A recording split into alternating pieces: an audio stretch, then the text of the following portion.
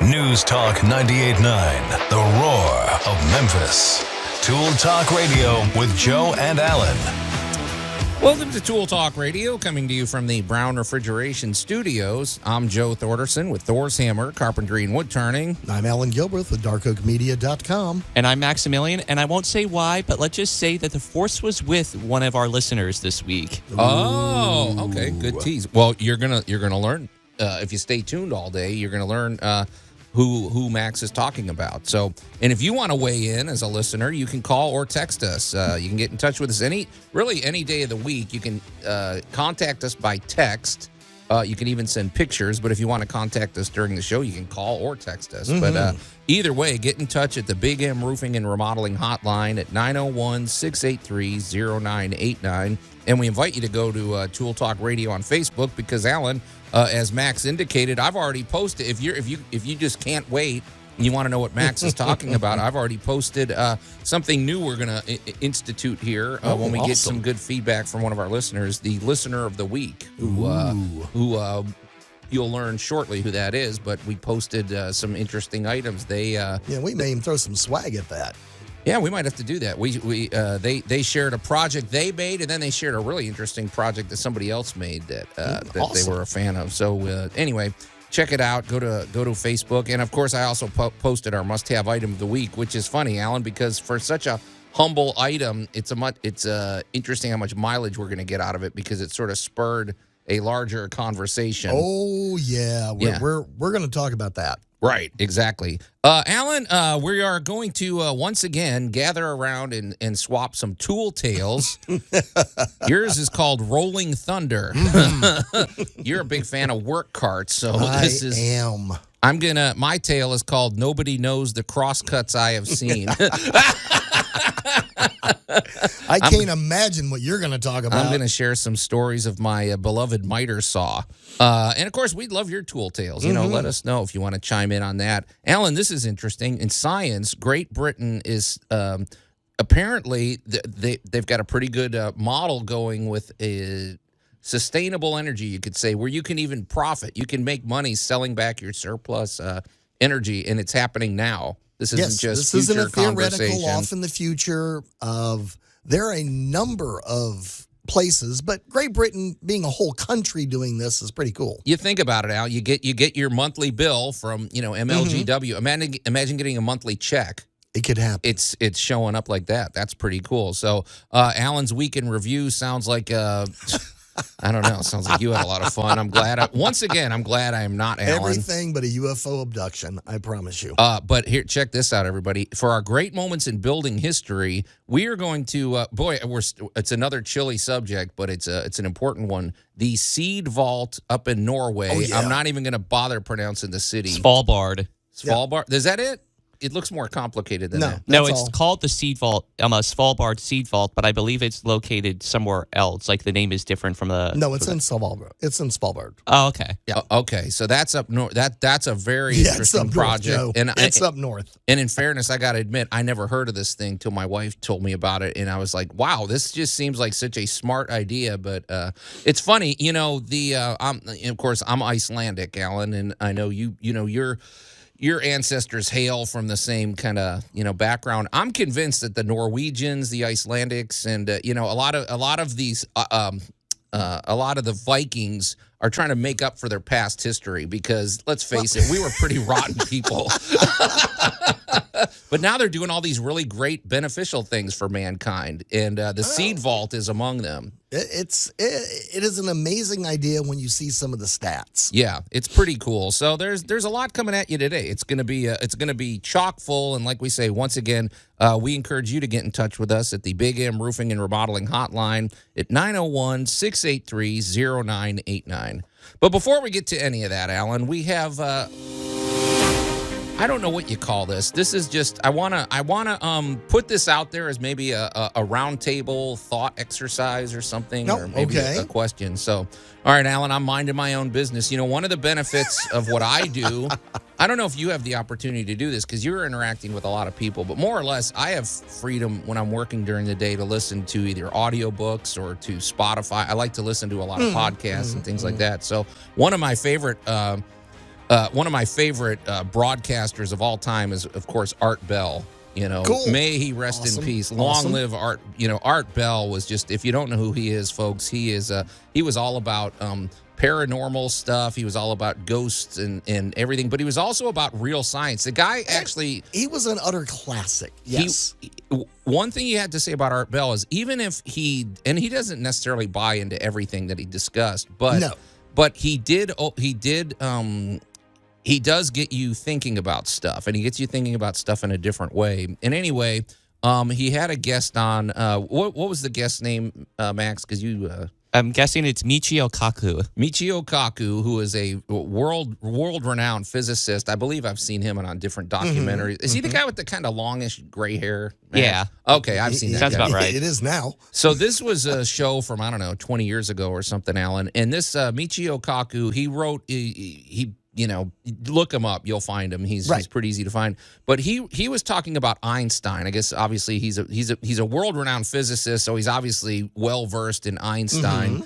And one thing that's great about Michio Kaku is he's very good at breaking physics down to the level that you can understand it. He doesn't get all highfalutin with all these, and he is what I would almost call a street level physicist, where he wants people. He said to the degree that he said one of the problems with the way science and physics is taught is that it's too academic for young people. He's talking about. He's like, if you want to get kids interested, you hand them. You do a physics experiment. You don't just bore them with a lot of stats and things like that. And so anyway, to that degree, he was talking about Einstein's brain. So because they were apparently what's this, tell people the story with Einstein's brain, Alan, because it shouldn't have been able to be studied. But this is where Alan says, "Yeah, I've touched Einstein's brain." No, I haven't. No, I haven't. But no, I own Einstein's brain. Yeah, he could. You never in know. 1955, poor Professor Einstein passed away. Right, and his body was being prepared, and his autopsy was conducted at the labs of a gentleman by the name of Thomas Stoltz Harvey. Harvey really understood the magnitude of what was laying on the table. Sure. I mean, his they did autopsies and stuff, but this was kind of the first science rock star. Now, there were a lot of other really smart people around Albert. Please don't let me belittle anybody. Right. There were a lot of amazingly genius people that Mr. Einstein would have told you were far smarter than he was. Yeah. But Albert, for some reason, was our rock star. We just loved Albert Einstein. Just look at him. The guy was photogenic. He had the hair. He looks like a science rock star. He's the everything. And Mr. Harvey, during the autopsy, of course, you remove the brain, you weigh the brain. And by the way, his brain weighed 1,230 grams. Is that a lot? It's a brain. Okay, It's kind of average. So, I mean, what was, and then they packed him back up and they sent the body on. And in 1978. Oh, hold on. I'm sorry, Alan. You skipped a No, I didn't. No, okay, I didn't. go ahead. Hang on. But, all right. And in 1978, a journalist got to looking at a lot of stuff and went, what? Wait a minute. So Stephen Levy goes back and starts going through Harvey's possessions, and there were sections of Albert Einstein's brain sitting in alcohol in 2 large mason jars. Well, Alan, here's the thing. Albert Einstein's wishes were to be cremated. So this guy basically stole his brain. Yes. That's what yeah. And we didn't know that was it, the juicy part. but we didn't know it for 20 years. Right. And then when we found them, they were in alcohol in 2 mason jars. Right. Joe, right. like pickles. No, I mean, what are you going to do with it? You can't be broadcasting, hey, I've got Einstein's brain. Well, here's what I wanted to mention. Well, in 2010, they transferred all of his holdings, including the remains of Einstein's brain, to the National Museum of Health and Medicine. Okay. So, congratulations. We can actually study Einstein's brain. And if you want to see some of it, 46 small portions are sitting in the Mutter Museum in Philadelphia, which is the medical museum. Well, here's the thing that fascinated Michio Kaku, because he's written books about Einstein, and he Yes. talked about they were expecting to find some big abnormality or some big whatever. Well, there wasn't. But what they did discover was that I'm not going to be able to describe it scientifically the way he did, but the basic conclusion they came to was that it opened up a conversation whether geniuses are born. You're born a genius, or it's cultivated, and it's the whole nature and nurture versus thing. Right. They said there's very good evidence that that you could make the case that geniuses are cultivated. In other words, and the thing that most struck me was they talked about the pivotal ages of our development, and they talked about when kids are around the age of 8, 9 or 10 years old, it's almost the most fertile period of curiosity and discovery and things like that, imagination. Right. And if you cultivate, and it doesn't mean that you force your kids, it doesn't mean you force a bunch of things on your kids or anything like that. However, if you give them good life experiences or good opportunities for curiosity, it can have a big impact. And it's funny because, Alan, when I was 9 years old, we had the opportunity to go to Italy when I was a kid, and that experience, I really think it formed a lot of who I am, and also it's as fresh in my mind today as it was when it happened. And okay. I feel like it just sort of I think what I'm getting at is that it's important to just expose your kids to things at that age, and not in a way that's boring. Well, don't say, go in your room, go study for 5 hours. Michio Kaku was saying, no, go get the shovel, go dig up something, go create it, go blow something up in the driveway, go, travel, go do something. So, well, there is a theory of learning that's basically, I'm going to translate it to falling down a rabbit hole. yeah. So and this doesn't matter what age you are. Right. I'm gonna kind of throw a monkey wrench in the plasticity of the human learning brain. Okay. Of no matter what age you are, and a lot of people our age, Joe, are discovering this and are going back to school for topics that they were interested in 30, 40 years ago, but got married, had children, had to take care of an older loved one. Some life event prevented them from falling down that particular rabbit hole. And if you think about, especially at our age, Joe, the number of people that switch into a hobby or an occupation just as a passion project, and how they're not well doing they it for do. money. They're just doing it. Well, they could 'cause they be care doing about it for money, but they've reached that point where, I can afford to do this for a living.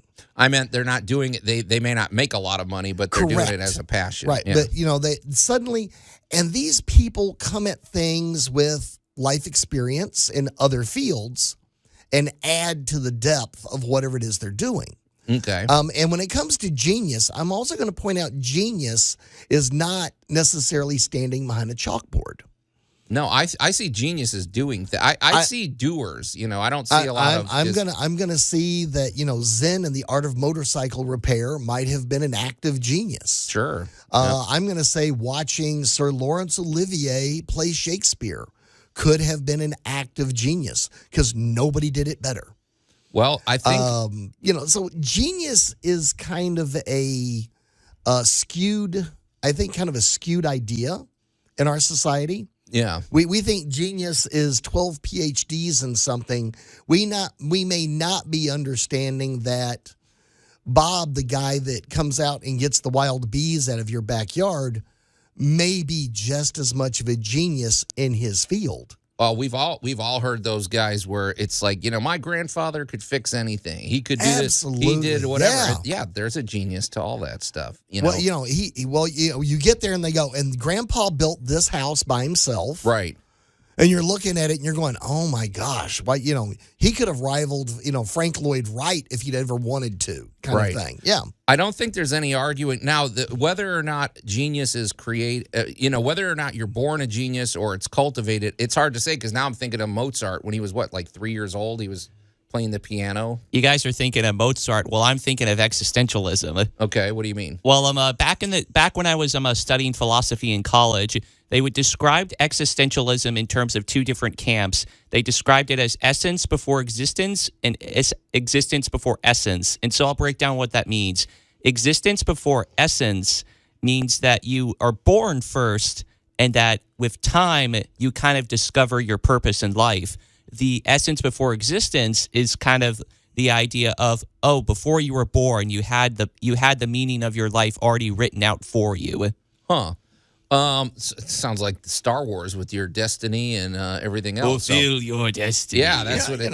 Welcome to the prophecy. I think one thing everybody could agree on, though, is most people. Well, I don't know.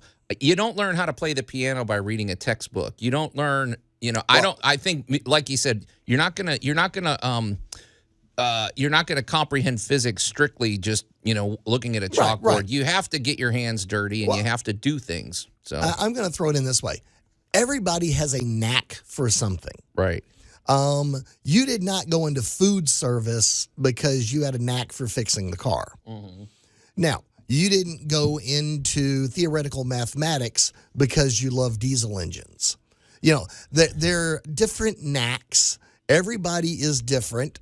And, your talent occasionally lines up with what you choose to do in life or where you fall in life with something. And there is a statement that says your entire existence turns on the most picayune of events. What's picayune mean? Tiny. Oh, okay. I never heard that word, Alan. I just learned a new word. Yeah. Picayune. Well, Okay. Picayune, Mississippi would love to talk to you about that. Okay. It's amazing when you begin looking at, especially theoretical probability, how you actually managed to get here this morning. All of the millions of little probabilities that had to line up for you to get here to the radio station safely. That's very good. We're getting heavy here today. This is great. So Yeah. one tiny little variation in the matrix, you went from being a carpenter to maybe a fisherman. Yeah. This is where a lot of studies about twins get involved because you're looking at the same basic identical twins. You're looking at two scoops of the same gene pool, Right. but they often choose similar or sometimes very different paths. Now, Joe, I know you have fraternal twins, so Alan, what would you say to that in terms I'm of a fraternal? twin too. I'm a fraternal twin. So Well, I have twins and I am a twin. So All right. yeah. Well, so I'm going to look at you and say, all right, so Max, I'm going to look at you and say, how similar are you to your twin? Are you the two of you the same height? Are you the same weight? Do you have the same capabilities? Do you follow same paths? Do you even like the same movies? Yeah. Or Well, are you more two sides of the same coin? Yeah, twins they can differ greatly, So I mean, I'm my just- twin brother and I don't we don't really look alike. We look more like brothers. We don't look we don't act alike. We have You're not different- identicals. No, but it's funny. I don't know how we got started talking about twins. Well, but uh, you're looking at nature versus nurture in the fact that the two of you showed up at the same time. yeah. From the same genetic base, and you had very similar life experiences Yeah. to a certain point, and then you diverge. Usually around the time when you discover the opposite sex Okay. is when your paths begin to diverge. So you might have gotten into baseball, he might have gotten into hockey or gymnastics, or Right. he might, so the two of you diverge at some point. I think the biggest thing I took away from this was the notion that young people are obviously extremely curious, and it's just, if you want them to really learn, and it doesn't mean you shove stuff down their throat, but it's just a wise thing to just give them as much real experience. Go take them on a trip somewhere. Go get them off the TV. Get them out doing something, and that's the stuff that is really going to make an impact on I'm their going to life. tell you So, as a parent Yeah. to fall down the child's rabbit hole, not yours. exactly. So yeah. you could care less about critters, you could care less about animals, but your 5-year-old is absolutely gaga for pandas. Sure. Guess what? go take them to see a panda. Right. See what happens. And you don't know where it might lead, but I don't know. I thought it was interesting, and it's amazing. I didn't know we get that much mileage out of it. It's pretty interesting. I never you knew. got me fired I never up. knew the other week we'd get too much mileage out of a 27-year-old cat. Yeah, Oh, that's yeah. true.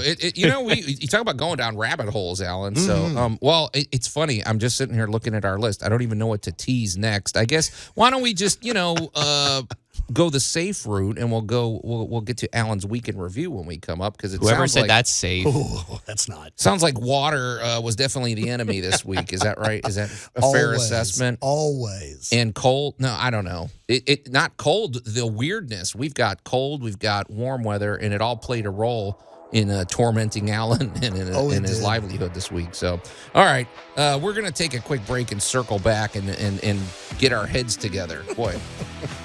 Anyway, you're listening to Tool Talk Radio, or News Talk 98.9, The Roar of Memphis. We'll be right back.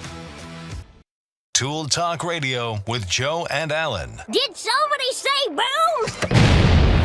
News Talk 98.9, The Roar of Memphis. That's what we're talking about, Alan. We want young people working with, doing experiments and getting the job done. So, Anyway, welcome back to Tool Talk Radio, coming to you from the Brown Refrigeration Studios. I'm Joe Thorderson with Thor's Hammer, Carpentry and Wood Turning, here with my buddy Alan Gilbreth from darkoakmedia.com and our buddy Max over there behind the glass. That's what you do when you find the sulfur pocket in the ground. Exactly. Oh, yeah. Ooh, sulfur pocket. That sounds fun. So you can call, or if you've discovered a sulfur pocket and you're concerned, you can call or text us at the Big M Roofing and Remodeling Hotline at 901-683-0989. And of course, we invite you to go to Tool Talk Radio on Facebook and check out the posts that we've made. We've already posted the must-have item of the week. We've already posted a salute to our listener of the week, Robbie, who's just check it out. He shared some things that a project that he did, and also a project that somebody else did that he was a fan of. So we'll get to that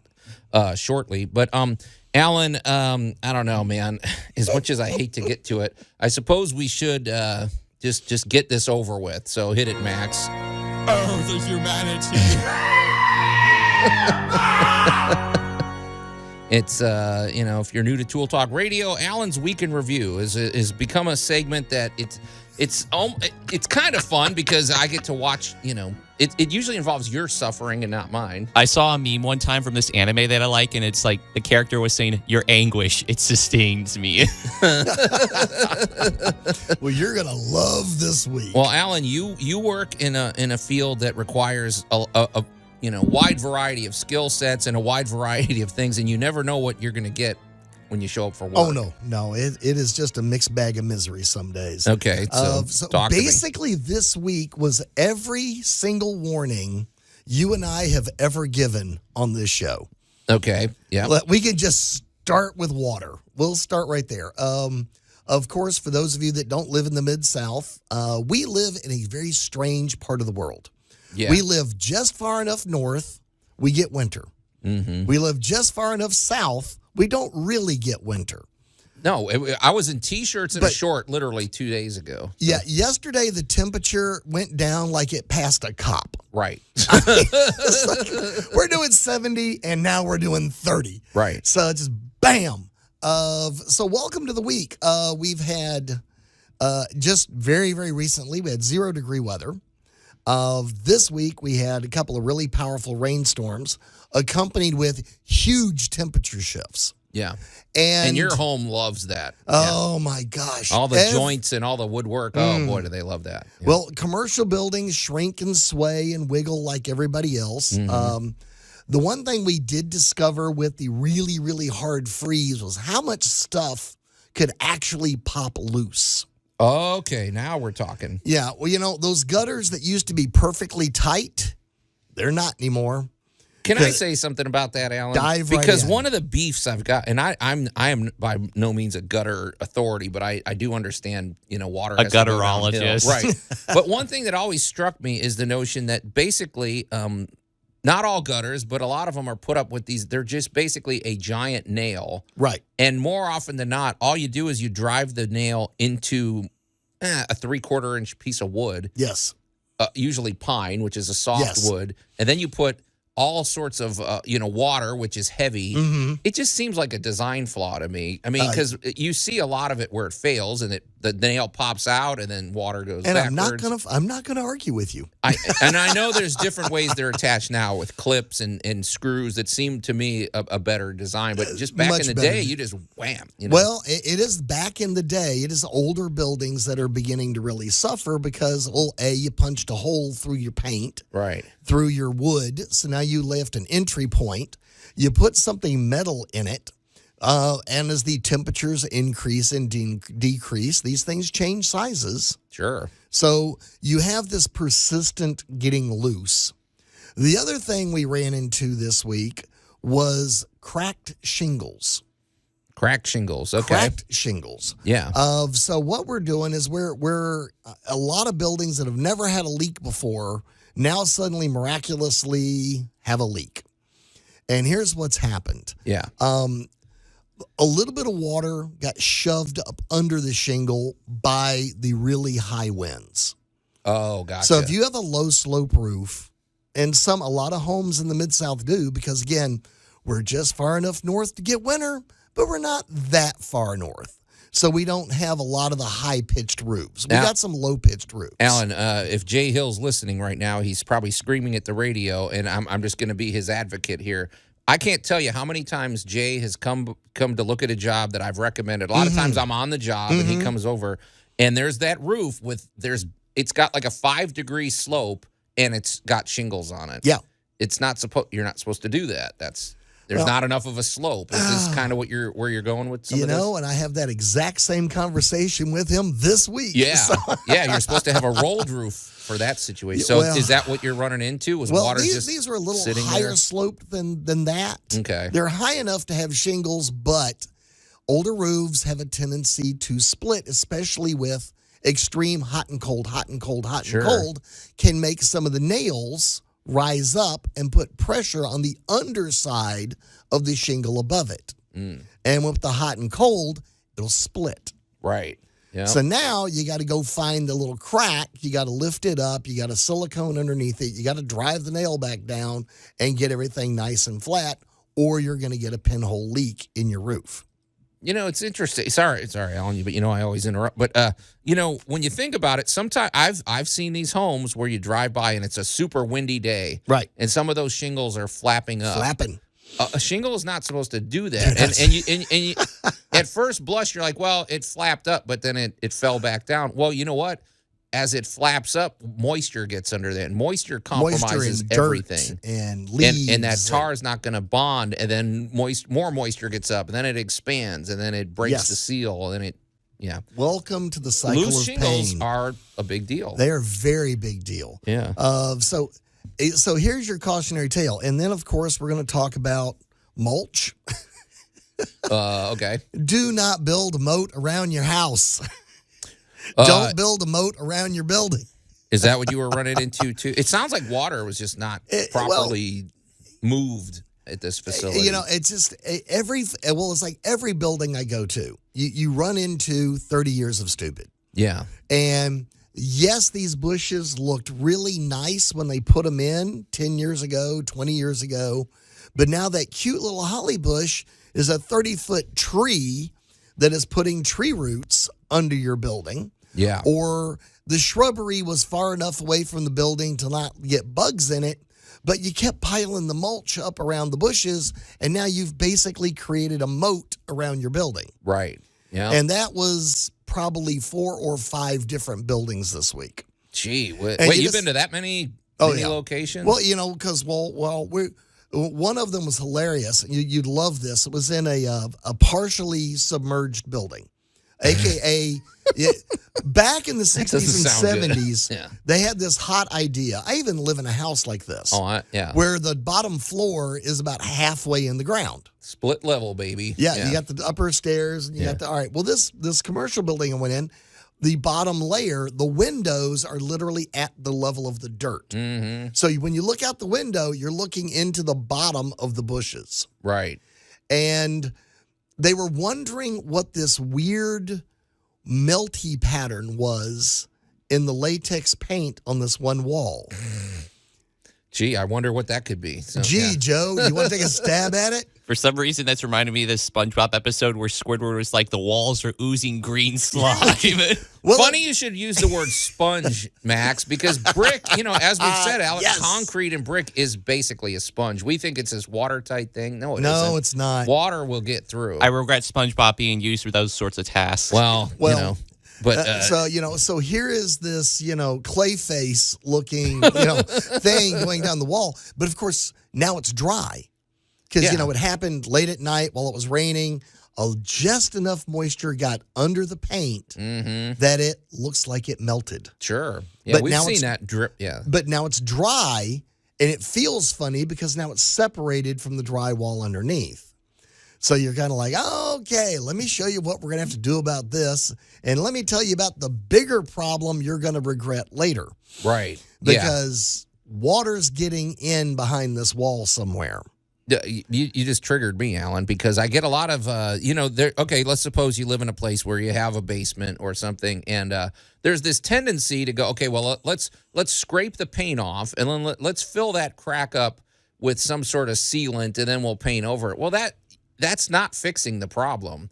It's water's just going to come, get in there somewhere else. It's going to go And somewhere else. What Yeah. it really involves is you got to dig out from outside, right, and block it. Which have fun with that. What if it's like 6 feet underground or something? At one house project we were doing several months ago, we had a weeping basement to the point of like 2 or 3 inches of water in the basement. Sure, yeah. So it ended up with the excavator and digging the trench of Fayette County down the side of this poor building, honestly, 6 foot deep, getting down in there, retarring Right. the entire cinder block wall, and then putting in the air and moisture barrier over the top of that, and then burying it all back in rock. Right. Yeah. So that now because we have clay now you have soil, a fighting chance. So, well, with clay soil, clay loves to keep water. Mm-hmm. And it will keep water on something for weeks after it's rained. Must be why the ants thrive out here and termites and We- stuff. we We got got plenty for them to drink. We got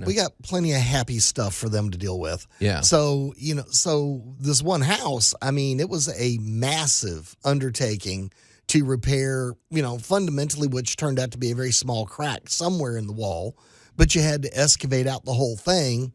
And if you've gone that far, you might as well retar the whole thing and put in a modern water management system. Well, I'm glad you were on top of this, Alan, because, I mean, let's face it, there's a tendency to just go, oh, well, I'll get to that later. When we have home improvement problems, water is really something you don't want to drag your feet on because it never gets better. It doesn't fix itself. So it's I'm going to owe a landscaper a small apology because I did dig a trench from the side of one wall right through his pretty flower bed out gotcha. to where the water at the wall was reaching a level lower than the wall. Yeah. So there is now a big, ugly trench through the middle of their pretty landscaping, about a foot deep, all the way down their hill until the water had a venue to get away from the building and out to where it needs to drain. Yeah. And there was, let's just say, there was a sizable amount of water that needed to come out of the moat. Wow. Okay. Yeah. Well, on the upside though, Alan, I'm a little jealous because you probably got to use one of those nifty backhoes or those little portable this was a shovel. excavators. No, this was a shovel. Oh, okay. Yeah, Well, this you was didn't a even get shovel. the fun of pulling out the old mini dozer.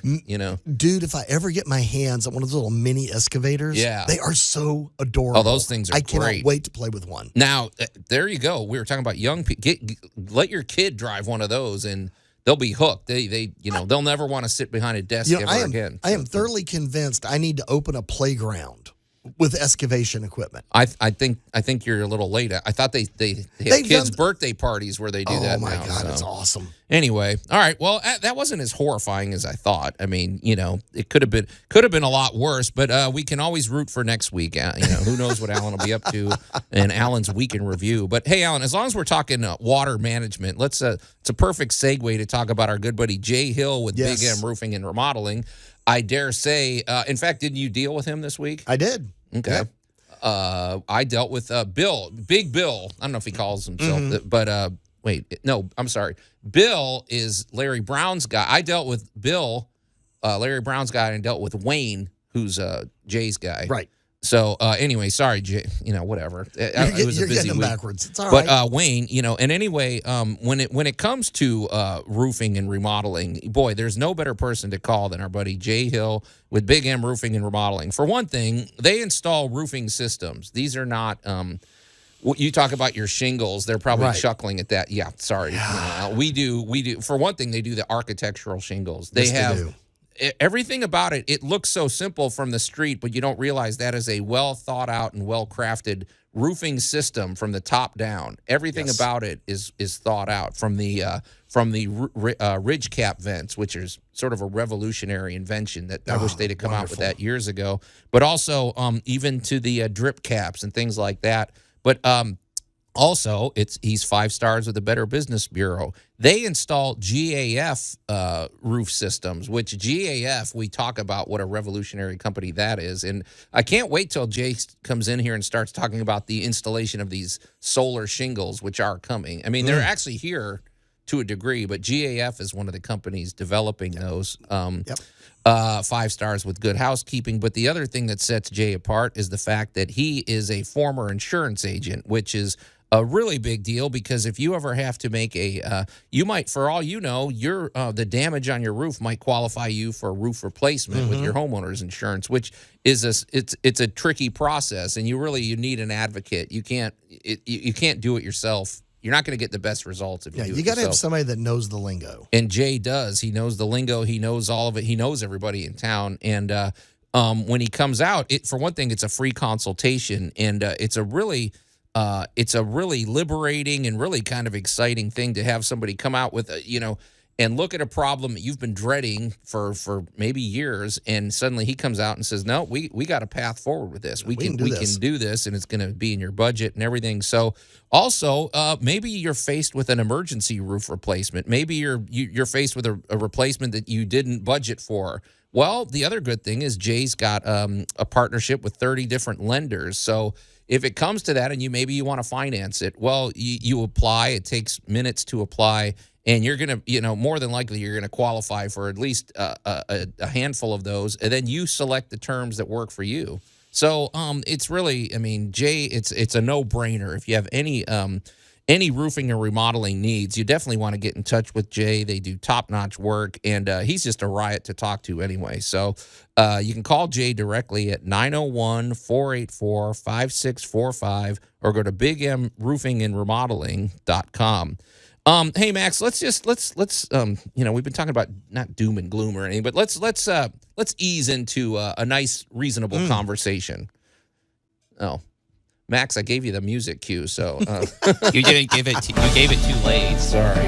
You should have gave me the cue earlier. All right. Well, let's talk about our must-have item of the week. It's funny, Alan. Look at this thing. It probably So costs simple. like 2 pennies to make or It's something. basically a bent piece of thick wire. Tell people what I'm holding up, sir. Oh my gosh, the amazing and wonderful paint can opener. Right. It even serves as a bottle opener. It I don't does. know. We open bottles that way, and maybe a can of beer or a bottle of beer or something. But yeah, everybody's seen them, I'm sure. It looks like, what does that look like? It looks like It's a loop on one end, a straight staff, and then just a tiny little scrapey end on the bottom. Yeah, if you go to the paint store, if you go to your big box store and you buy paint, I dare say you could walk up to the counter and just ask for one. They're basically free. Right. They usually either throw them in with their they throw them in when you get a gallon of paint, or if you're really in a pinch and you just need one. The reason I like these now, full disclosure, Alan, when it comes to paint, usually I have my the 5-way scraper. Right. Those things are great. I use that. Yeah. I use Somebody that stayed up late one night thinking of everything to go on to the 5-way scraper. It's funny because it's more like a 50-way scraper. I use it for I use it as a chisel. I use it as a whatever. And more often than not, I just use it to open a can of paint. Alan, can you use it as a martial arts tool? Oh, easily. Oh, yeah. Oh, very easily. Yeah, absolutely. It's even got a blunt end that you could. Yeah. It's got all the toys. Now you guys got me Googling. I'm curious. Oh yeah, Max, you've seen one of these. They're pretty common. But anyway, Alan, the reason I showcase this is because it's this little hook at the end that really it's such a simple thing. But when you have that When it's a new can of paint, you can open it with just about anything. I usually just use my 5-way scraper and call it a day. However, then there's that can of paint that's been sitting in your, it's been sitting in your cabinet for 5 years or something. Yeah, I've seen the 5-way scraper. Right. It looks pretty fun. I could see this being weaponized. Oh yeah, you could take it to your Aikido class, Max, and I'm sure your sensei will give you some advice on that. But the reason I like this, Alan, this little hook mechanism at the end.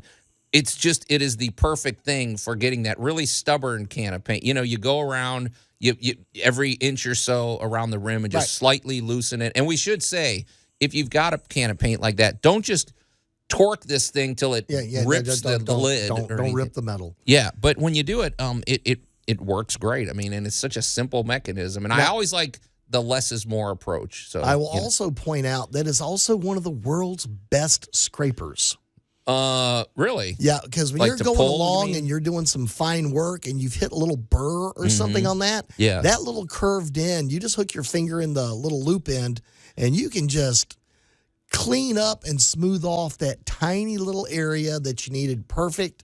Or if there was a little waste of little paint dot that dried up somewhere, that is just the perfect size to get up those little tiny little things that just you run into on fine jobs. Well, the reason I love that tool. The reason I also brought this, Alan, because in our show prep, we got discussing this, and it's funny how the most mundane things spark something. You know what I mean? So one thing that this reminded me is we talk about this, but we don't talk about it often enough, and that's where to store paint. Paint's not cheap anymore. Plus, we don't want to just waste paint. I mean, it's not good for the environment or anything. So do not buy, I don't know how much I could stress this. Don't put paint in an attic. That's one of my biggest pet peeves. What is it? It can get to be 150 degrees in your attic. That will ruin a can of paint quicker. It's gonna cook. And we're talking about everything, stain, paint, varnish, everything. Also, you don't necessarily want to put it out in your shed outside. Not if it's going to be zero. No. You want, if possible, the best place to store paint is like, I don't know if you've got a laundry room or something. If you've got a place inside in a cabinet where it's just more or less, it may not be room temperature, but it's close enough, And, if you do that, honestly, I've seen paint that lasts. You can open it 6 years later, and if it's sealed well, it'll still mix back up. Yeah, so. It'll still separate a little bit. However, we'd like to also point out. The big thing of people saying paint is going to explode. All right. Who says that? Please, I want to see it. That was the old oil-based paint getting too hot. So the big thing was never put it next to and you know what? I agree. Because a big old can of oil and somebody would stick it in the laundry room next to the hot water tank, not the best of ideas. Huh. I never thought of that. Okay, latex, on the other hand, is latex. It's water-based. Yeah. It's like a gallon of water. Right. It might get boily and it might pop open, but it's not going to go up into a flaming bomb. Yeah. So just please do that. And especially if you have paint, it's always a good idea if you've got some trim paint or the your wall paint, because you're going to need to touch it up at some point. Right. And it's nice to be able to reach in and just get that. But however, Alan, the bigger thing for me is that the key to keeping the key to longevity with paint is keeping the rim clean. And it's funny, when we were discussing it, it sort of sparked something, and so we're gonna engage in one of our point counterpoints right now, Alan, because there we go. It gives Max a chance to point to push the button, but also you and I disagree on this. So we do. There is a practice. I learned this back in the day when I first started working as a painting contractor. This old guy, I don't even remember. He was some guy working as the carpenter on the job. I was just painting. I think I was like 19. He goes, "Let me show you what we're gonna do here." So, and he took a screwdriver, and he whacked it, or I don't know, a center punch or something. In the bottom he punched of the like 10 holes in the bottom of the little. If you can picture, the rim where the paint can lid goes into, and then It's you the lean in inner and you seal rim, it. right? It's the rim that has been depressed down. And I'm like, what are you doing, man? He goes, watch. And then when the paint gets on there, in theory, it runs through there. It does. Okay, well, if you're painting with latex out and it's 80 degrees outside, it usually okay. But the counterpoint is, I'm not a big fan of this, but you are. And so tell people why you would do this, first of all. So All right. When I learned to do this, don't hem and haw, Alan. No. I gotta tell the whole story. Okay. When I learned to do this about 1 million years ago, we didn't have cute little plastic snap-on pour spouts. And I hate what those would happen, plastic ones, by the way. So yeah. So what would happen is, of course, you would gum up everything. Oh, okay. We come back, I'll tell you how I learned to ungum that up. Okay, sorry, I didn't know we were out of time. But anyway, okay, we'll pick this up when we come back. Wow, what a dynamic conversation. You're listening to Tool Talk Radio here at News Talk 98.9, The Roar of Memphis. Hour 1 is in the can, but don't worry, we're going to be back for Hour 2.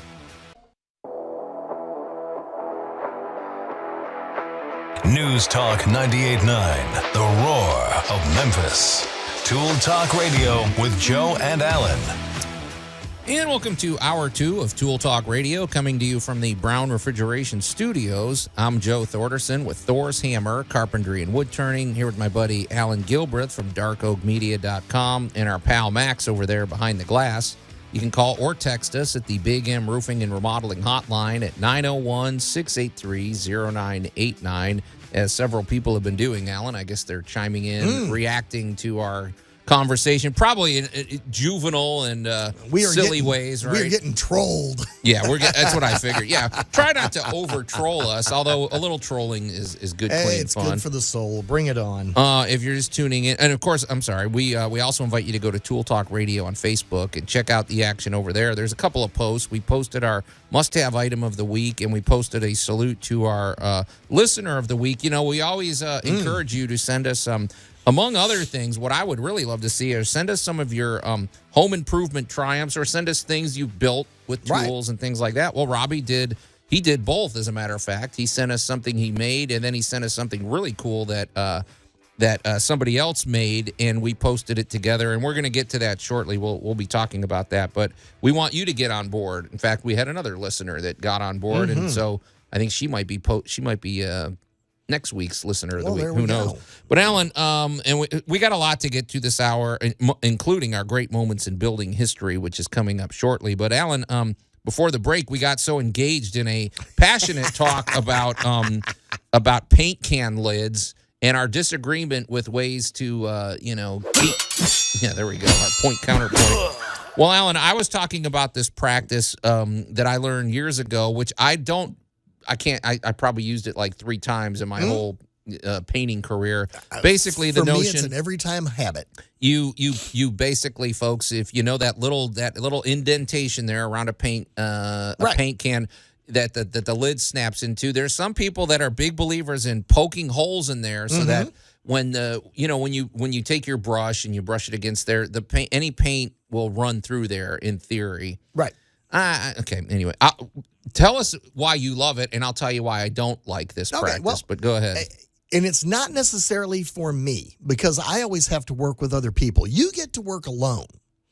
Maybe that's the key. You get to okay, work I don't alone. have to work with Chuck in his truck over there. Well, I get to work with Lick It and Stick It and everybody else.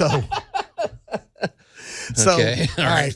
And I used to work with a painter named Ruben, and his big thing was, if he was going to hire somebody, he'd hand him a Dixie cup full of paint and a brush and say, just cut this in for me. He wanted to see that and they if knew they what they were stuck doing. that brush all the way down in the cup and got as much paint as always, they never even got it to the wall before he went, thank you very much for your time, go on out the door. Right. Because you ain't a painter. That's not a controlled... all right. Yeah. So I work with a lot of people all the time. So as a habit for me, I take the biggest possible drill bit that I can get safely into the bottom of there, and I put about 8 to a dozen holes around it. It looks like Swiss cheese, because people are just going to smear paint all over the top of that can, and it will drip back through the holes into the can, so that I do not get the 2-inch thick latex rim around the top of that thing that I got to clean up before I try to put the paint can away. Okay. So that now is I've been why doubly I do triggered it. by what you said, but okay. All right, I double trigger it. Go for it. Here's why I don't like what you just said, Alan. So here's the thing. So, okay, I hope people can visualize this. In theory, if you poke holes in there, for one thing, what you just said about drilling a hole seems to me like you're going to wind up with metal shards in your paint. At least if you drive a nail in, it's just puncturing it. It's not going to send metal anywhere. So I don't know. I mean, unless you just got a lot of finesse with your drill. I don't know, Alan. I think that's okay. But anyway, what I don't like about that is inevitably when you do that, that can, it's usually, it needs to be a perfect circle in terms of the can itself. When you disfigure it, if you smush it together and it becomes an oval, well, right there, that's a problem. No, Even if you minutely disfigure it. Never had that problem. It can make it where the lid won't close. However, if you put too big of a hole, air will find a way to get in there. Correct. So even when you try to close the lid and it looks like it's closed tight, there's air getting in there. And then in 3 months, when you want to go touch up the paint, it's going to be dried out or it's going to be ruined. But also, I feel like if you're, I don't know, I don't like it for that reason. But also, I don't like to compromise the sealing power of the paint can. Right. But also, I feel like it's a crutch. Like I feel like just normal, decent painting methods, you should be able to just paint without having to do that. I don't know. Something about it offends my sensibilities. Maybe it's, but like you said, I don't work with 5 other guys. I'm basically right. You're not. I'm working, taking care of the stuff myself. Right. So. I'm usually working with the staff of someplace else. Right. Who may or may not have good painting skills. Yeah, I gotcha. And when, and this is also kind of if you're going to be painting something with the kids, they're going to get paint everywhere. It's going to drip. It's going to make a mess. They got to learn. I can support you if you're talking about like the worst is stain. Like if you've got, because stain is almost like, it's like you dip your paintbrush into stain is like a water. Like if you're staining a big floor or something like that, and it's going to get messy and all that. Well, okay, I could see putting a few holes in there because it will run through there. Easily back in. Latex paint outside when it's 85 degrees out, maybe not so much. So, but anyway, okay, well, hey, folks, wherever you land, we'd love to hear from it. If you have strong feelings one way or another, let us know where you land as far as Team Allan or Team Joe. Come on with it. With poking holes in the or paint Team can. Max, and you just want to watch the chaos. Exactly. So, all right. Well, Alan, I don't know that Larry Brown ever deals with that situation. As far as I can tell, he is not out there poking holes in your HVAC system. He is. No, he's there because somebody did. Some idiot did that. So, but Moy, I'll tell you what. If you have any HVAC needs, which I have to believe people do now, I mean year round. It's been a rough year. Yes. Really, there's probably about 5 weeks of the year where you don't need the heat or the air conditioner out here in Memphis. You just open the windows and move along. But most of the year you need a functioning HVAC system. And not only that, you need clean air. There needs to be a rethinking.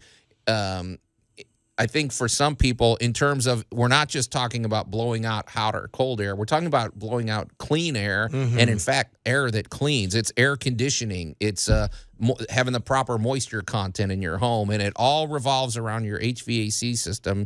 And there's no better person to call than Larry Brown with Brown Refrigeration. For one thing, Alan, they've been around forever. So in terms of a business culture, they've got it down. They really answer their phones. Imagine that. They do. Yeah, the call doesn't get rerouted somewhere to Technicians wherever. are amazing and have been there for years. Yeah.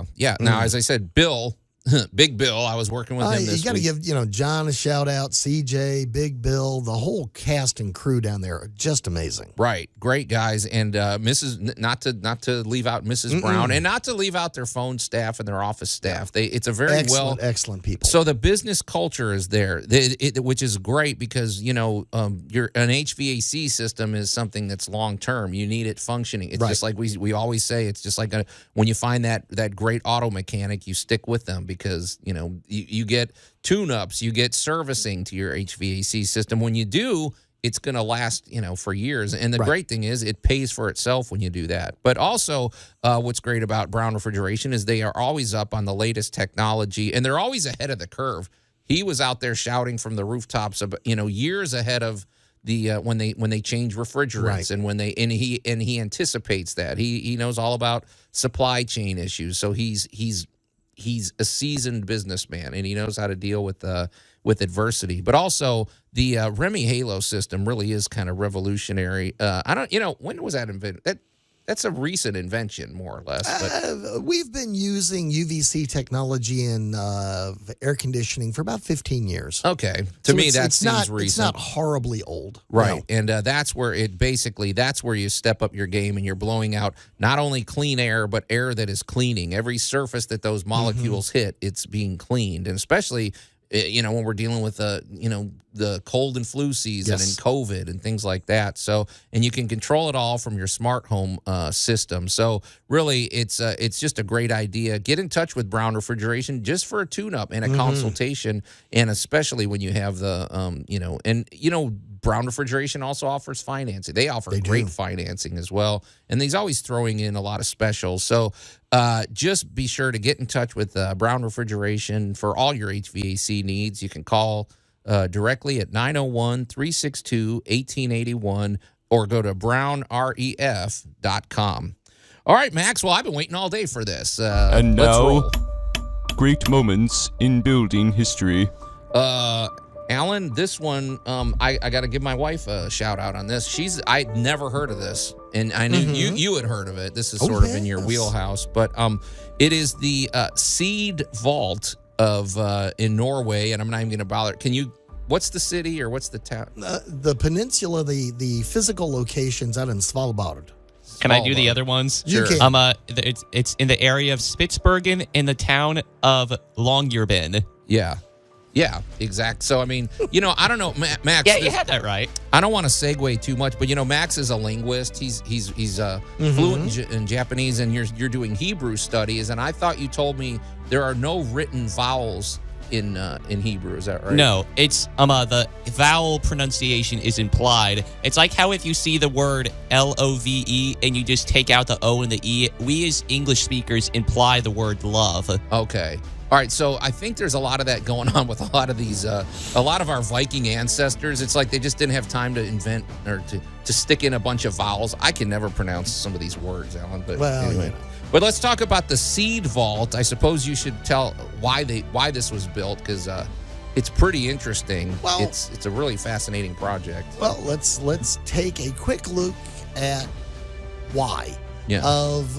Currently, there are about 930,000 varieties of food crops stored in the Seed Vault. Yeah. The reason they're doing this is to preserve the diversity of crops that have, fallen out of favor in our modern world. Yeah, or gone extinct. Let's just call it like we see. Let's pick on one of my favorite ones, the strawberry. Okay. Strawberries that you get in the store, you get them in the store because you have a strawberry that doesn't fall apart the minute you pick it.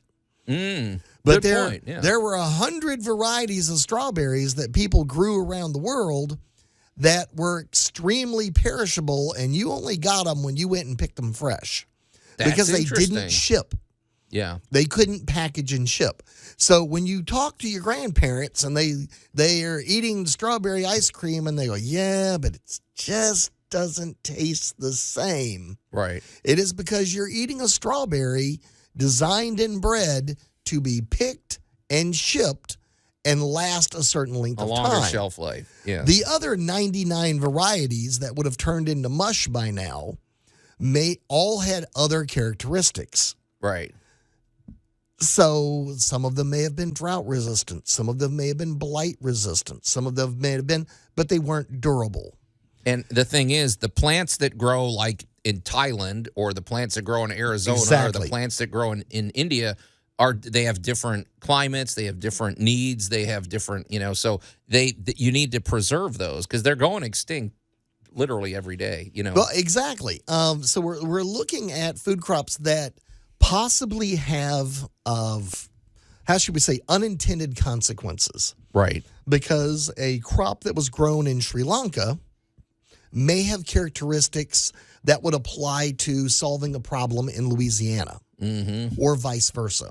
Well, so welcome to Safeguarding the Seeds, safeguarding the biodiversity of all these different plants into the future. Now there was but it's everything. It's trees, it's bushes. It could be. I'm guessing they got some kudzu seeds in there. I'm sure they do. They probably got everything, Yeah. and it's basically because if there's a natural catastrophe, if there's a perfect example, I guess Syria had sent. One thing that's interesting is every country. Literally every country is participating. You could have the USA seeds right next to North Korea seeds or something, which is sort of interesting. But when there's a problem, like in Syria, there was a war. They had to send some of their seeds back so they could replant them. Right. This particular variety of plant. But the project is fascinating. I mean that's a basic. It's almost like they're calling it like a Noah's Ark, but for plants, basically. Right.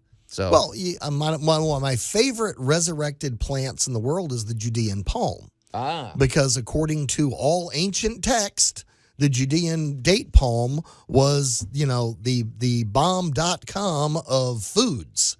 And during the Roman era, various politics and other such, the Judean palm went extinct. Didn't they live a long time too? Well, the plants live hundreds of years and all that, but they were cut down for trees and usage lumber, and they accidentally lost the Judean palm till they discovered a cache of seeds on an archaeological dig, and by a minor miracle managed to actually get a few of them to sprout and grow. Oh, yeah. So now we have brought us that story, right? We have a years resurrected ago. plant that some of those seeds recently went to the seed bank because now we've got them up and growing again, but we don't have thousands of trees yet. Right. But we've got these saved. So an extinct species we got lucky and found and brought back is now preserved into the future. Well, so here's I guess I buried the lead. Who's the scientist that really spearheaded this? There's a guy because I've watched a few documentaries about this, but anyway, there was a scientist that got together with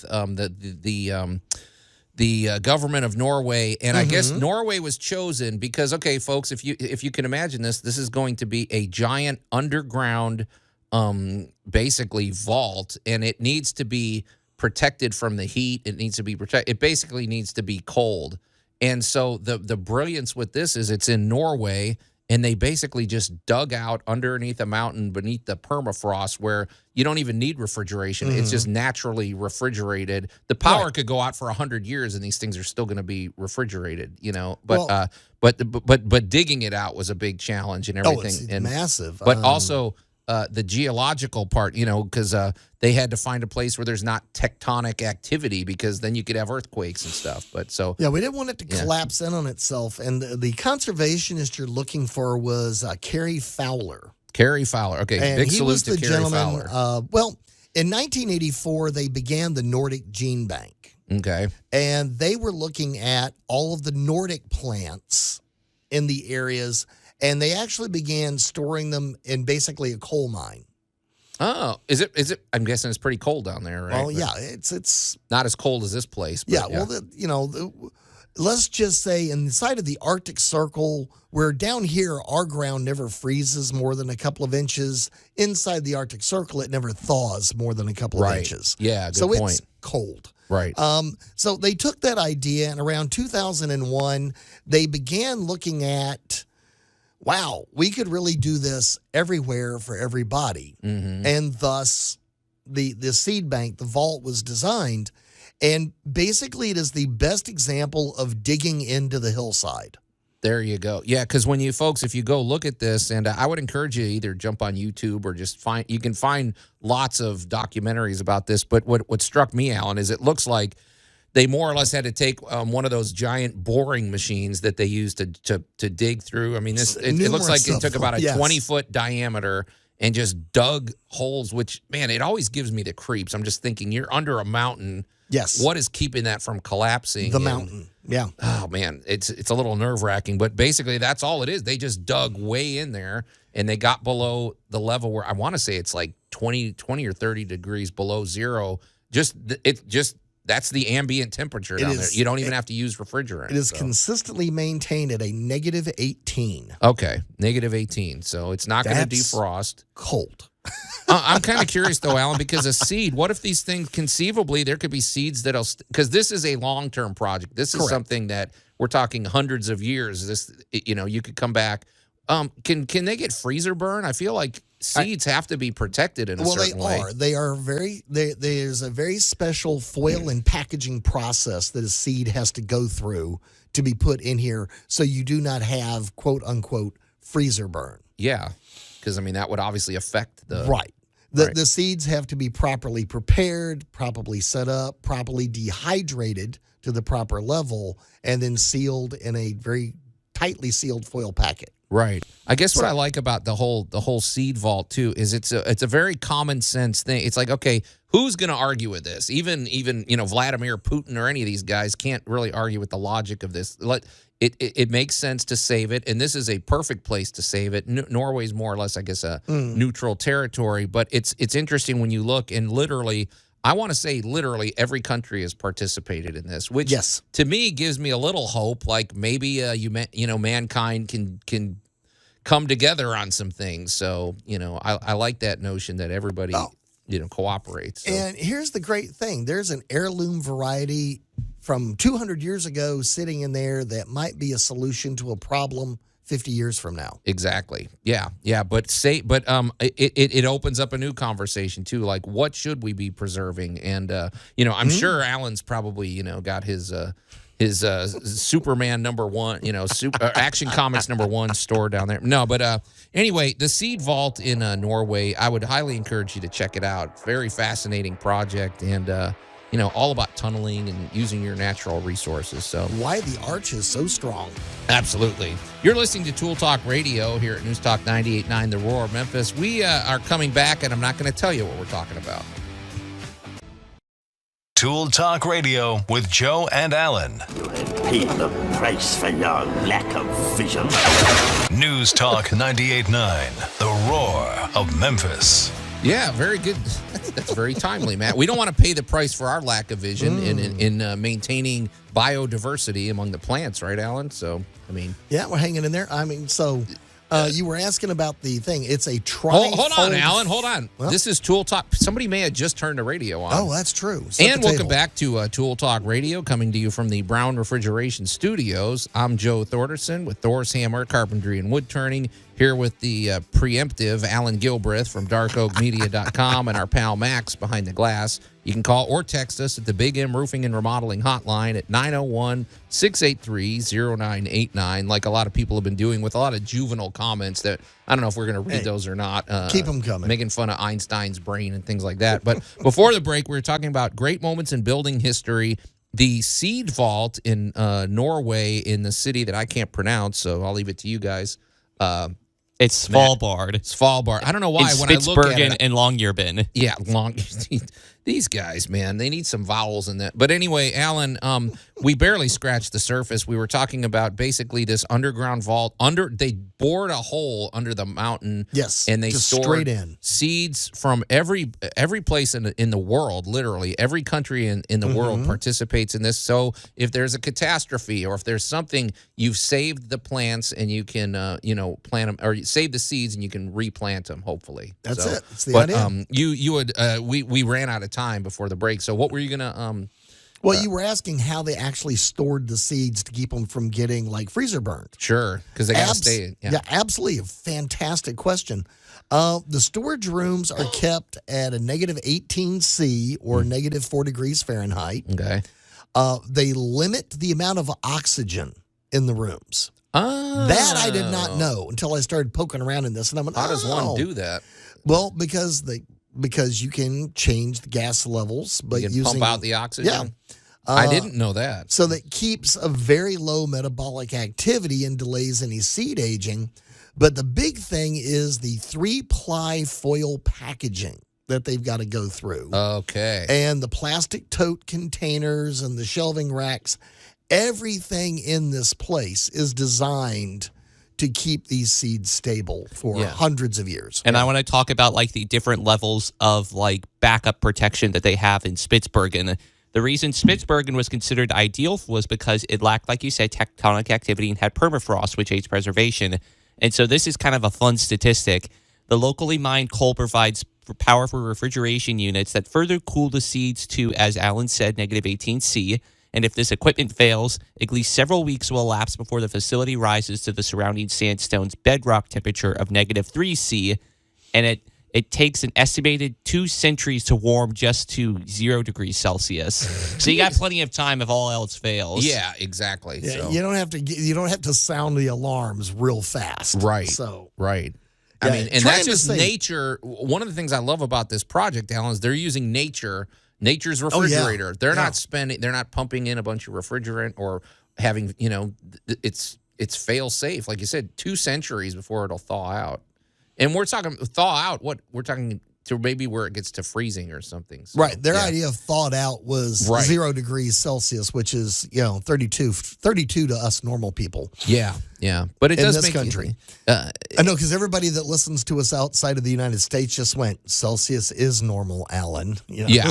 Well, the thing is, Alan, what I'm also wondering is it sparks a bigger conversation about how many vaults are there around the world that we don't know about that are storing things that we don't. Now, I know there's a vault that preserves film and preserves things that like Charlie Chaplin films, classic, because those things have to be stored at a certain temperature because they will deteriorate and things like that. But those are usually underground too, right? I mean, of just here in the United States, there is a lot of basically played out salt mines, which are up to incredible depths underground, like a mile.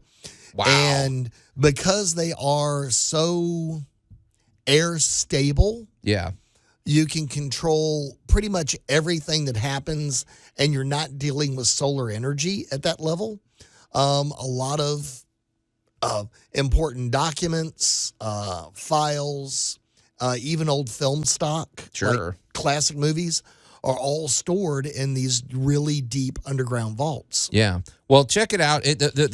Basically, the technology to do this is very simple. You're talking about a giant drill and, using nature to keep things cool. What were you going to say, Max? Just as a final concluding point, so it's something I think you all would appreciate, but like when it comes to the construction of the seed vault itself, in Norway, government-funded construction projects such as Svalbard had to have, if they exceeded a certain cost, must include some sort of artwork. And I just think that's kind of a cool little touch on the part of the Norwegian government when it comes to an important project like this. Wait a minute. How did I miss that? Max, that's because there's this sort of artsy looking thing above the doorway. Yes. It's funny. The door looks like something out of Star Wars. It's like there's this mountain and then there's just this futuristic door coming out of it. It looks like a set from Andor. And is that part? That's interesting because I'm a big supporter of the arts. That's To your point, it says running the length of the facility's roof and down the front face of the entryway is an illuminated artwork named Perpetual Repercussion by Norwegian artist Devik San. So they want some beauty and they want creativity. That's cool. Well, I'm gonna have to look further into that. I feel like there's a future great moments in building history pointed at Norway coming up. Absolutely. So. All right, well, that's cool, folks. Check it out. We barely scratched the surface, but it's a really interesting and positive project for mankind. I think it's great. So, all right, well, speaking of positive things for mankind, Alan, we want to give a salute, and we are always encouraging our listeners to participate in the show. I mean, that's the beauty. Radio back in the day, your participation was basically you call, and say your bit and you get off. These days, you can interact any number of ways through Facebook, through our text line, through, Spotify, through, any number of means. The great thing is they can send us a picture. Right. Well, Robbie took us up on that. We have a loyal listener, Robbie, and so if you go to our Facebook page, he sent something, and the reason so he sent 2 things. He built something, and then he sent a picture of something that somebody else made, and wanted to highlight that. So what he made was a podium. I'm assuming maybe it's for his kid's school or something. But Alan, like when you go to the Olympics, the gold, the silver, and the bronze, they all stand on a podium of different heights. Well, the reason he sent us this is, for one thing, it's good workmanship. It looks very solid, professional, very cool, cool, finished. Yes. But what he did was he top coated it with it was a latex paint, and then he top coated it with a latex polyurethane, which we advocated months ago. I mean, I guess it was born out of a conversation we had. And, you know, Robbie's no slouch. He knows he does hardwood floor. The guy knows stuff. He, you know, I'm sure he probably would have had this idea. This was not on his own. first time with a chop saw. It's not his first rodeo, but we appreciate him acknowledging the because it is a nice little tip. A little, if you want to give that extra washability, you could say to an object, put a little latex polyurethane on there, and it gives it that extra durability, and it makes it easier to clean. So, Robbie, we appreciate that. But what really caught my attention too was the I don't even know how to describe this, folks. If you go to our Facebook page, go to Tool Talk Radio, you're going to see. Alan, it looks like somebody Some carved amazing woodwork. a Stormtrooper mask from Star Wars, the classic Stormtrooper mask. This thing is beautiful. I think some of it might have been laser engraved with the engraving, but I don't know. It's beautifully finished. I don't know what kind of wood that is. It looks like walnut, but I feel like it might. It's been stained and highly detailed, so it's a little difficult to tell from the picture, but one quick look at it, and you can tell this is absolutely phenomenal work. And I don't care what my wife said. If I own this thing, this would be front and center on my fireplace mantle, right where everybody could see it. Next to the Deadpool squirrel that Brandon gave you from Geek Tank Radio. But, Robbie, we appreciate it. And as a matter of fact, Alan, I think we may have a tease for next week. I think we had another listener that was sent in. Send us another picture. So she may be our listener of the week. But if you want to be the listener of the week, send us some pictures. Maybe send us a picture of something you did at home that you're really proud of. Send us a tool that's very unique. I'm going to tell send us some good content. Yeah, I want a little, issue the little challenge here. We want some pictures of Grandpa's tools. Yeah. I love antique tools. Right. So my favorite saw in the whole world is a, turn of the century, and I mean 120 years ago, turn of the century Craftsman saw. Right. Exactly. Absolutely. I love stuff like that. We're all in this together, and we talked about at the beginning of the year. We want to have more interaction like this. And I also want to remind people, of course, if maybe you missed Tool Talk, maybe you just woke up now, you can always catch any of our past episodes. You could binge listen to years of content. Go to Spotify, go to YouTube, go to just look us up. You'll find us. And but we want interaction from you, too. Alan, you said the most recent what's the most recent country to jump on board? Last week we picked up Romania. Yeah. Now, that one, I want to see that architecture. We need some building pictures. Send us something. Is Transylvania in Romania? I mean, what does the Prime Minister building look like? Dracula's castle? Yeah. I mean, they're probably laughing. They're probably like, it probably looks like Memphis. I don't know. But no, I bet you there's some really interesting architecture. Some really cool architecture and stuff in that. So. And so no matter where you're listening, it's great that you're listening, but it's even greater if you get in touch. So. Yeah, pop over to YouTube or Spotify, give us a like and hit that subscribe button for us. That way you can keep up with all of our various misadventures as we post them. Yeah, absolutely. And Alan, one thing you and I tend to forget to do, so we're going to do it now, is talk about what we're up to and plugging our project. So what is going on with Dark Oak Media this week? Dark Oak Media, kind of the big hot trends for the last couple of weeks have been, Happily Us. Okay. We have been very popular. Scott J. Carroll's of Cooking in a Tiny Kitchen has been kind of a big thing. And of all bizarre stuff, I started filming a few of my gardening tips. And for some reason, people just love watching me dig up potatoes. You know what it is, Alan? Your backyard is sort of its own. We've talked about the enigma that is Alan's backyard. I mean, we don't know really what goes on. You have one of those interesting plots of land because at the front, your front yard is tiny. I got a postage stamp, but then it's like a pie shape. So then it wedges out, and the backyard is massive, absolutely huge, and I use every square inch of it. Right, and we don't know what's in there. There's fish ponds. There's like we said, animals that have been extinct for hundreds of years. I think everybody's looking at the Tater video, hoping a velociraptor runs through it or something. So we don't need Svalbard. We just need Alan's backyard. Yeah, I mean, he's probably got his own vaults under there. But so go to darkoakmedia.com. Indeed, check it out. So all right, well, for me, I want to pitch my carpentry work, Alan. I'm a carpenter by trade. I mean, that's what I do, and I love outside projects, although it's funny because the last, I don't know, months I've already I'm about to gut a second bathroom at this home, but I like interior work too, but I do love the outside projects, especially decks or patio covers or screened-in porches and, pergolas or just, and interesting. I want something that's a unique design and things like that, or a unique function. So if you have any outside projects like that you need done, you can get in touch with me directly. You can call me at 901-921-7105, or you can go to my website, my easy-to-remember website, thorshomes.com. Remember to pluralize it, or you'll go to, there's this real estate company in Iceland that it'll take you to. I found that out the hard way, Alan. So, all right, Alan, let's get around the fire. Oh, yes. Let's kick back and let's share some tool tales. I forgot to turn on the propane. Okay. I don't want propane. We need some nice crackling, I don't know, whatever. Charcoal or something going there. Alan, we are going to share a couple of tool tales. Max didn't have one this week, so you and I are going to share one. I'll tell you what, I'll let you go first because I kicked it off first. You've got, Actually, I do have a tool tale. It's not necessarily a tool tale, but it's a fun construction project from when I was a kid. Okay, cool. Be succinct. Okay, go ahead. I loved how Home Depot back in the day actually had those days where you could construct stuff by yourself, like with the help of them. And I remember when I was a kid going to Home Depot one day, and they helped you construct a periscope. Oh, I remember those. Well, they still do them, I think. I mean, when you go in, I think it would be on Saturday mornings. You see the kids in the back of the store. They give you a tool apron, right, Max, or something, and they like you give get you to all keep the tools. project. You get they give you the kit, and they here's the little nails, here's like the balsa wood, here's the little glass in order to make the periscope. Right. I just think that sort of stuff is pretty cool. You're encouraging a construction building for young kids. I couldn't do it anymore because it'd be weird to see a grown adult working with toy tools. I don't know. I mean, but That's it's all right. I've got a place for you. Come on over. I got a house, and I got a house you can work on with me. Well, shoot, that's you need to work on.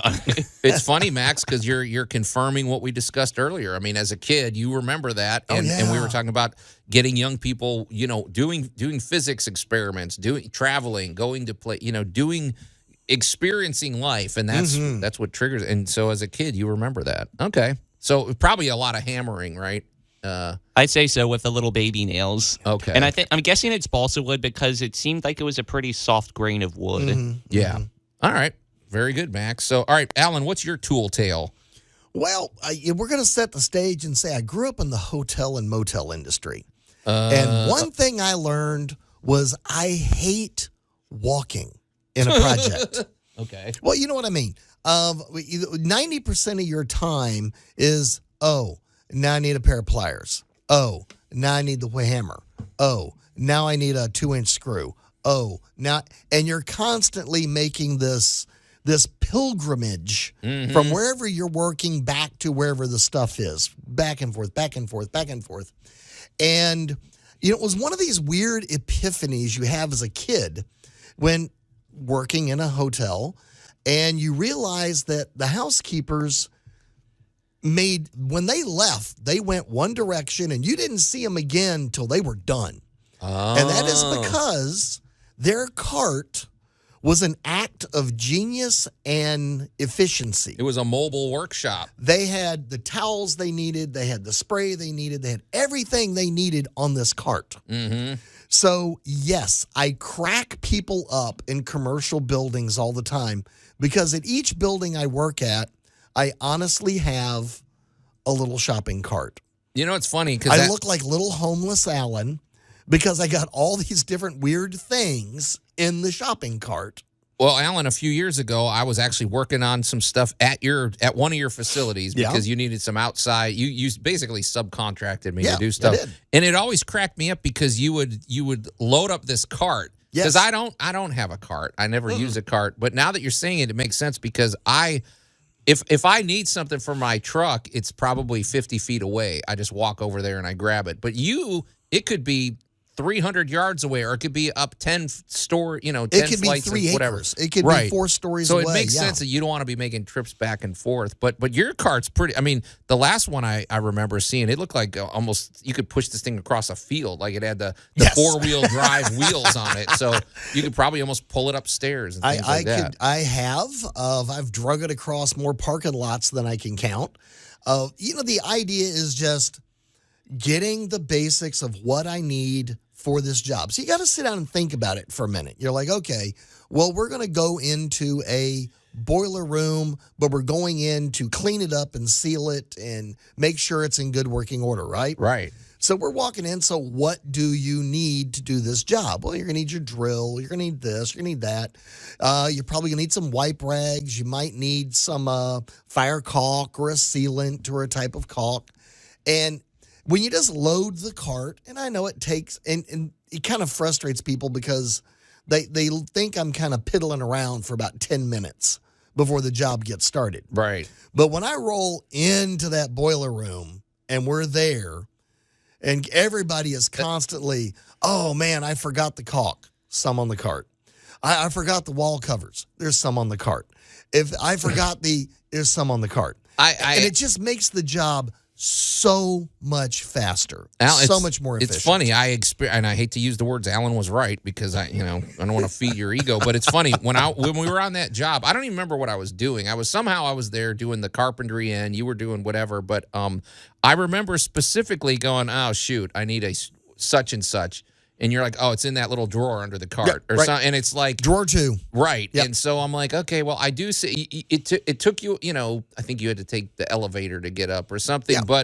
and I just whipped up the stairs. But in the end, you had everything you needed, and it shows that But it's funny the different because I barely do any commercial work. I do almost none. So it's interesting that our backgrounds, that you would gravitate towards a cart. Carts are pretty awesome, especially some of these collapsible deals they have now. Oh, you can fold them up, or like a wagon. They have wagons that you can literally fold and throw in the back seat of your car. We were just setting up a gala at a facility, and two of the activities people had the collapsible pull carts. Mm-hmm. Oh my gosh, somebody stayed up late at night thinking of the design of these. You just grab them in the middle and they fold up into... It's like an accordion. Exactly. Yeah. They're about 3 or 4 inches thick.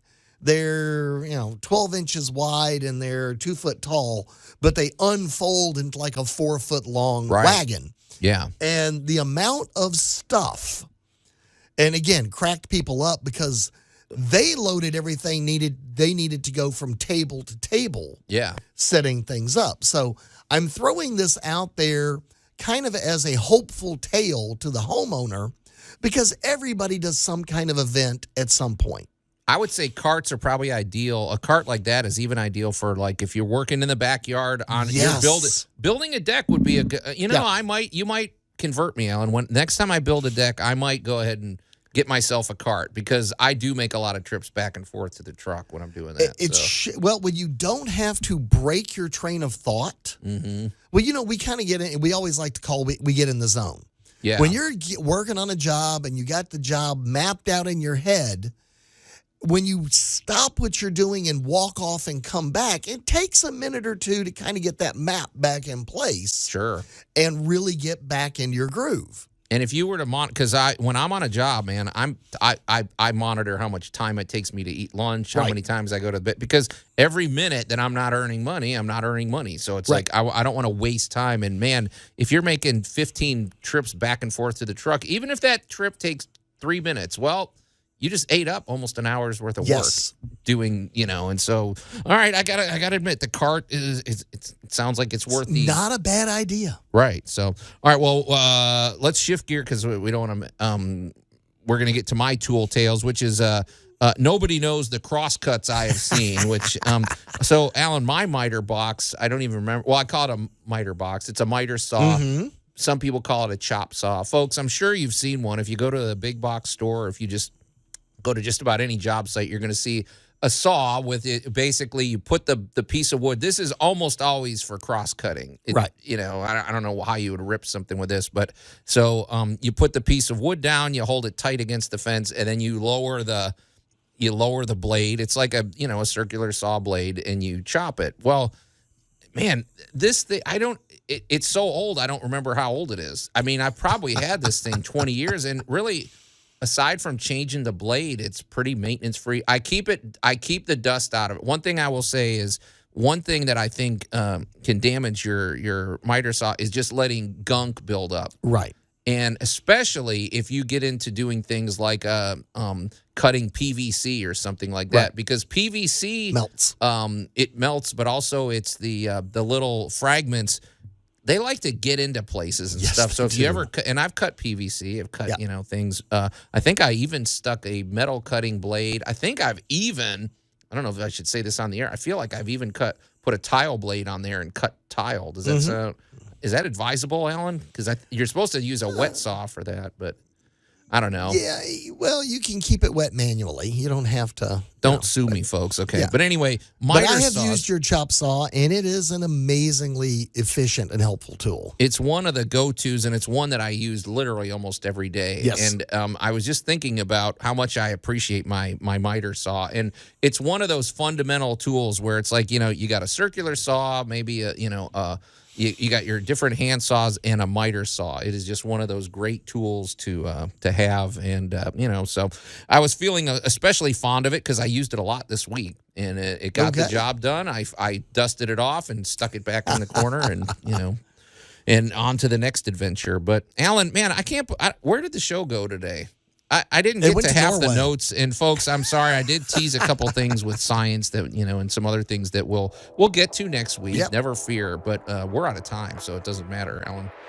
Time waits for no one. So you've been listening to another action-packed episode of Tool Talk Radio, but it's time to get out of here. So on behalf of my buddy Alan Gilbreth and our pal Max over there behind the glass, I'm Joe Thorderson. Thanks for listening to Tool Talk Radio, and we'll see you next week.